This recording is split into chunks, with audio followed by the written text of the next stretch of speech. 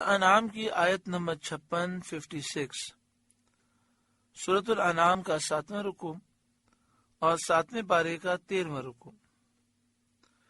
اللہ رب العالمین نے ارشاد فرمایا، قل اے محبوب آپ فرمائیے، انی نہیت مجھے منع کیا گیا ہے، ان اعبد الذین کہ انہیں پوجوں، تدعون من دون اللہ جن کو تم اللہ کے سوا پوجتے ہو، کیونکہ یہ پوجنا عقل کے بھی خلاف ہے اور دلیل اور نقل کے بھی خلاف ہے۔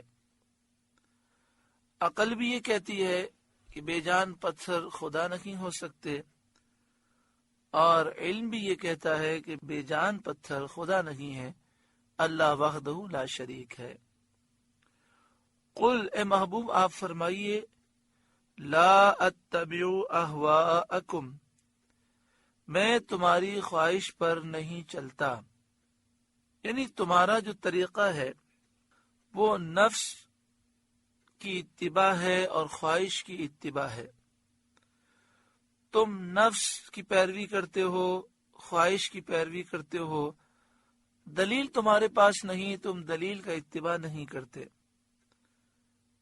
اس لیے تمہارا یہ طریقہ اختیار کرنے کے ہرگز قابل نہیں۔ قل لا اتبع اہواءکم اے محبوب آپ فرمائیے میں تمہاری خواہش پر نہیں چلتا، یعنی تمہارا دین خواہشات کا نام ہے اور اس کی کوئی حیثیت نہیں۔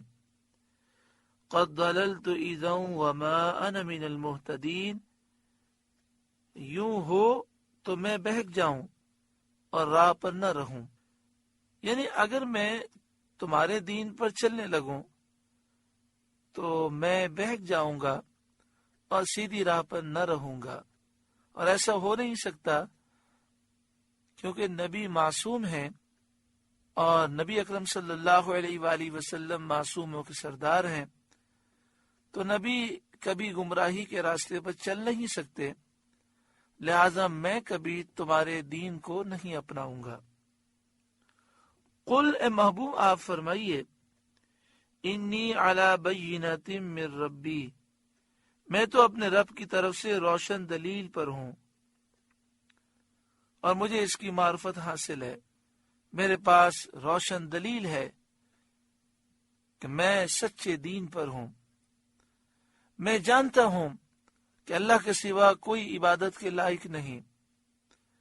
یہ روشن دلیل کیا ہے؟ قرآن مجید فرقان حمید روشن دلیل ہے۔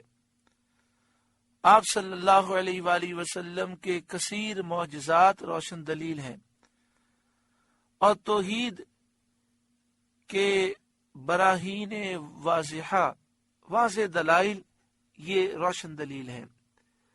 قل اے محبوب آپ فرمائیے، انی علی بینۃ من ربی میں تو اپنے رب کی طرف سے روشن دلیل پر ہوں، وَكَذَّبْتُمْ بِهِ اور تم اسے جھٹلاتے ہو، یعنی اے کافروں میں روشن دلیل رکھتا ہوں، جس دین پر ہوں اس دین کا حق ہونا دلائل سے ثابت ہے، اور تم بد نصیب ہو کہ اس روشن دین کو جھٹلاتے ہو۔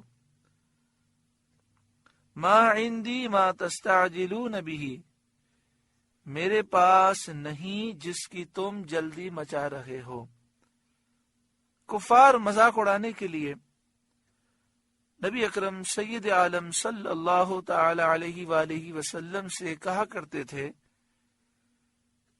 کہ آپ جس عذاب کا ذکر کرتے ہیں کہ قیامت میں عذاب ہوگا، جہنم کی یہ ہولناکیاں ہیں، تو بس اب جلدی کریں، ہم پر جلدی عذاب نازل کرا دیں۔ اس آیت میں ان کافروں کو جواب دیا گیا اور یہ بات ظاہر کر دی گئی کہ نبی اکرم صلی اللہ علیہ وآلہ وسلم سے اس کا سوال کرنا بالکل بیجا ہے۔ ان الحکم الا للہ حکم نہیں مگر اللہ کا، حقیقی طور پر فیصلہ کرنے والا اللہ تعالی ہے، وہ جو چاہتا ہے وہ ہوتا ہے۔ یقص الحق وہ حق فرماتا ہے، اس کا فرمان حق ہے، وَهُوَ خَيْرُ الْفَاصِلِينَ، اور وہ سب سے بہتر فیصلہ کرنے والا ہے۔ قل، اے محبوب آپ فرمائیے، لو ان عندی ما تستعجلون به، اگر میرے پاس ہوتی وہ چیز جس کی تم جلدی کر رہے ہو، یعنی یہ عذاب میرے پاس ہوتا، لَقُضِيَ الْأَمْرُ بَيْنِي وَبَيْنَكُمْ، تو مجھ میں اور تم میں کام ختم ہو چکا ہوتا، فیصلہ کر دیا جاتا، میں تمہیں ایک لمحے کی بھی مہلت نہ دیتا، اور جب دیکھتا کہ تم میرے رب کے گستاخ ہو، مخالف ہو، تمہیں فوراً ہلاک کر دیتا۔ لیکن اللہ تعالی حلیم ہے، وہ سزا دینے میں جلدی نہیں فرماتا، ڈھیل دیتا ہے۔ واللہ اعلم بالظالمین، اور اللہ ظالموں کو خوب جانتا ہے۔ وعنده مفاتح الغیب، اللہ ہی کے پاس ہیں غیب کی کنجیاں، چابیاں، لا يعلمها الا هو، انہیں وہی جانتا ہے۔ غیب اللہ تعالی ہی جانتا ہے، تو جسے وہ چاہے وہی غیب پر مطلع ہو سکتا ہے، بغیر اس کے بتائے کوئی غیب نہیں جان سکتا۔ اس آیت میں مشرکین اور کفار کا رد کیا گیا، جو کاہنوں کے بارے میں یہ عقیدہ رکھتے تھے کہ کاہنوں کو جنات غیب کا علم دیتے ہیں، اور جنات کے بارے میں وہ سمجھتے تھے کہ انہیں غیب کا علم ہے۔ تو اس کا رد کیا گیا کہ غیب کا علم اللہ تعالیٰ کے پاس ہے، اور اس کی چابیاں اللہ کے پاس ہیں۔ اللہ جسے چاہتا ہے عطا فرماتا ہے، تو اللہ نے کاہنوں کو، نجومیوں کو اور جنات کو غیب کا علم نہیں دیا۔ اللہ تعالیٰ نے اپنے محبوب بندوں کو یعنی انبیاء کو اور اولیاء کو غیب کا علم عطا فرمایا۔ اللہ نے انبیاء کو وحی کے ذریعے غیب کا علم عطا فرمایا، اور اولیاء کو انبیاء کے وسیلے سے غیب نصیب ہوا۔ یہاں پر دیکھیں، یہاں فرمایا گیا کہ غیب کی چابیاں اللہ کے پاس ہیں۔ چابی فرمانے میں ایک واضح اشارہ ہے کہ جیسے کسی کے پاس گھر کی چابی ہو تو جب تک وہ نہ چاہے دروازہ نہیں کھلتا، تو اسی طرح غیب کی چابیاں اللہ تعالیٰ کے پاس ہیں، بلا تمثیل، بلا تشبیہ۔ سمجھانے کے لیے مثال دی گئی، اللہ تبارک و تعالی چاہے گا تو کوئی غیب پر مطلع ہو سکے گا۔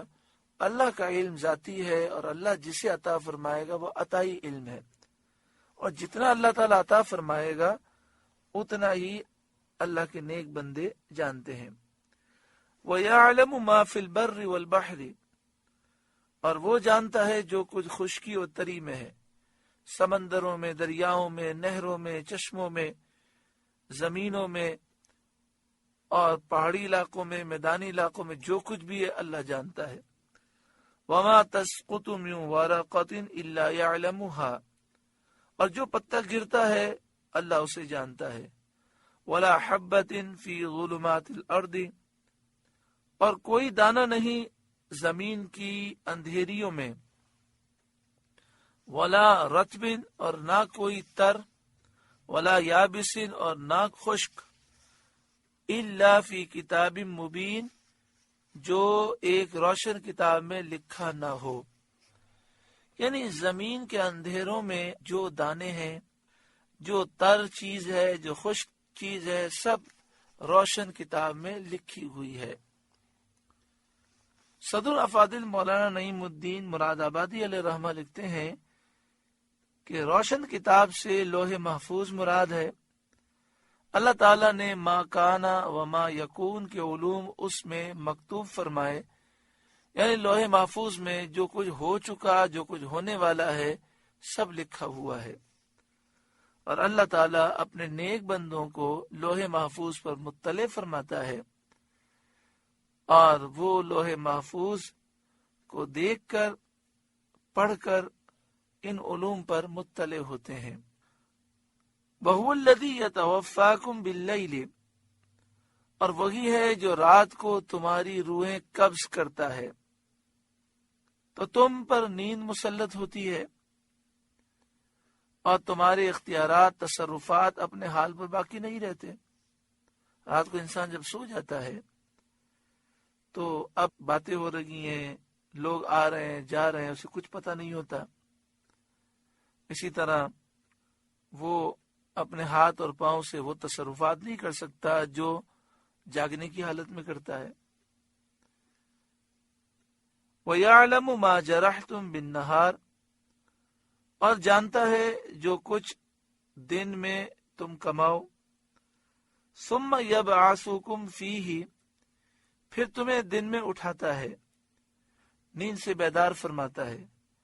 لِيُقْضَى أَجَلٌ مُّسَمًّى، کہ ٹھہرائی ہوئی میعاد پوری ہو، مقررہ مدت تک تم زندہ رہو اور عمر اپنی انتہا کو پہنچے۔ ثُمَّ إِلَيْهِ مَرْجِعُكُمْ، پھر اسی کی طرف تمہیں پھرنا ہے، یعنی آخرت میں تم اسی کے دربار میں جاؤ گے۔ ثُمَّ يُنَبِّئُكُمْ بِمَا كُنتُمْ تَعْمَلُونَ، پھر وہ بتا دے گا جو کچھ تم کرتے تھے۔ اس آیت میں موت کے بعد زندہ ہونے پر دلیل ذکر فرمائی گئی کہ جس طرح روزانہ سونے کے وقت ایک طرح کی موت تم پر آ جاتی ہے جس سے تمہارے حواس معطل ہو جاتے ہیں، دیکھنے، سننے، سونگھنے کی ساری قوتیں متاثر ہوتی ہیں، چلنا پھرنا پکڑنا اور بیداری کے تمام کام سب معطل ہو جاتے ہیں۔ اس کے بعد پھر بیداری کے وقت اللہ تعالی تمام قوا کو ان کے تصرفات عطا فرماتا ہے۔ یہ واضح دلیل ہے اس بات کی کہ وہ زندگی کے تصرفات موت کے بعد عطا کرنے پر اسی طرح قادر ہے۔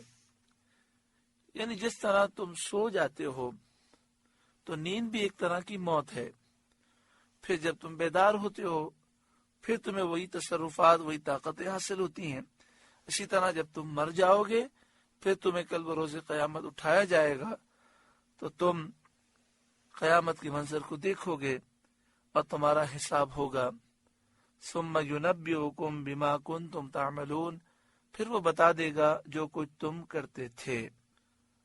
بار بار قرآن مجید فقان حمید موت کا ذکر فرماتا ہے، قیامت کا ذکر فرماتا ہے۔ زندگی ہماری اکثر گزر چکی، اب نہ جانے کتنے لمحات باقی ہیں۔ جب بھی رات کو سوئیں کاش ہم اپنا محاسبہ کر کے سوئیں کہ میں نے آج پورا دن گزار دیا، میں نے اپنے رب کو راضی کرنے والے کتنے کام کیے، اور جو دن بھر میں غلطیاں ہوئیں، گناہ ہوئے، اللہ کے حقوق اور بندوں کے حقوق پامال ہوئے، اس پر اللہ تعالیٰ سے معافی مانگیں، جو چیزیں لازم ہیں ان کو ادا کریں۔ اللہ تعالیٰ مجھے اور آپ سب کو آخرت کی تیاری کی توفیق عطا فرمائے۔ سورۃ الانعام کا 7واں رکوع مکمل ہوا۔ آپ سے گزارش ہے کہ قرآن کے اس پیغام کو آگے پہنچا کر ثواب جاریہ حاصل کریں۔